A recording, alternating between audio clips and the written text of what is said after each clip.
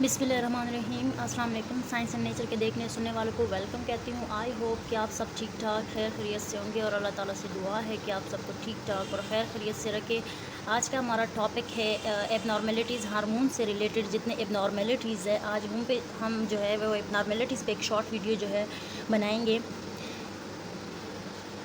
आप लोग साथ साथ मुझे कमेंट करके ये भी बताते जाएं कि जहाँ जहाँ से समझ नहीं आ रही वो आप लोग मुझे कमेंट करके बता सकते हैं कि हमें यहाँ से जो है समझ नहीं आ रही है, अब दोबारा जो है वो हमें ये रिपीट करें। तो मेरी कोशिश होगी कि मैं दोबारा जो है वो एक शॉर्ट वीडियो उस पर बना सकूँ और दोबारा आप लोग को समझाने की कोशिश कर सकूँ। साथ साथ अप्रिशिएट कीजिएगा, सब्सक्राइब कीजिएगा, चैनल को लाइक कीजिए, शेयर कीजिए अपने स्टूडेंट्स के साथ एंड क्लासमेट्स के साथ। बहुत शुक्रिया। चलते हैं अपने टॉपिक की तरफ। Abnormalities occurs when the concentration of parathyroid hormone is disturb.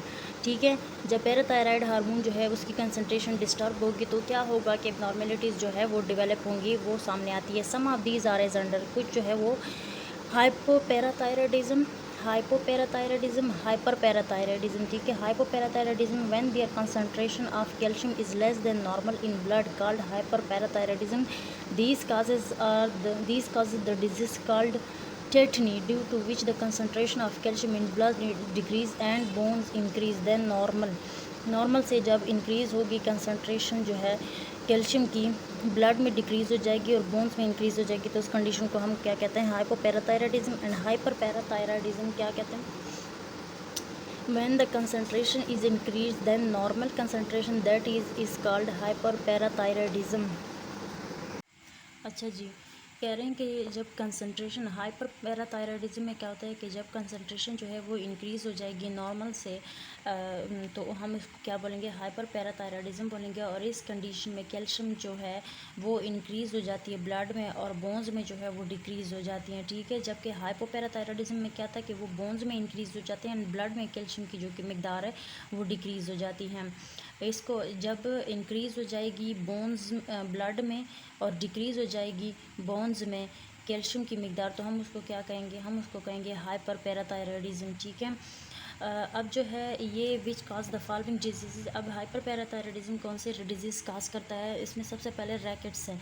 In babies they cause the problem of rickets in which the bones becomes bent and some extent. ठीक है, बोन्स जो है वो बिकम एक्सटेंट हो जाते हैं। जाहिर सी बात है, बहुत सारे बच्चों को, बेबीज़ को आपने देखा होगा जो इन प्रैक्टिकल कि उनके पाँव की जो शेप है वो ऐसे बेंट हुए होते हैं। ठीक है, आर्थराइटिस की अगर हम बात करें, in case of adults they cause the main and serious problem arthritis. ठीक है, ट्यूमर की अगर हम बात करें, ट्यूमर है थर्ड नंबर पे। In case cause the more secretion of chief cells cause tumour.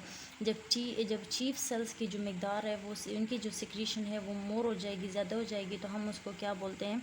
Tumour. वो इस केस में क्या बनता है? ट्यूमर्स बनते हैं। ट्रीटमेंट इसका क्या है? Parathyroid hormone vitamin D tablets are use for the bones weakness and parathyroid hormone tablets are also use for the hyperparathyroidism condition. ठीक है, ये हो गया हमारा topic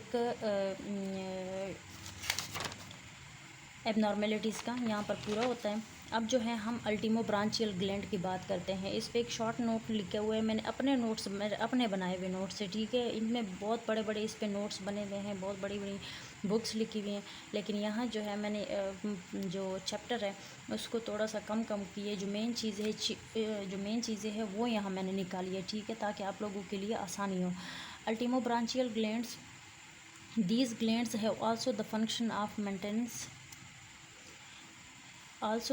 of maintenance calcium phosphorus in many vertebrates. ठीक है, ये क्या करते हैं? ये मेंटेन करते हैं कैल्शियम फास्फोरस बहुत सारे वर्टिब्रेट्स में।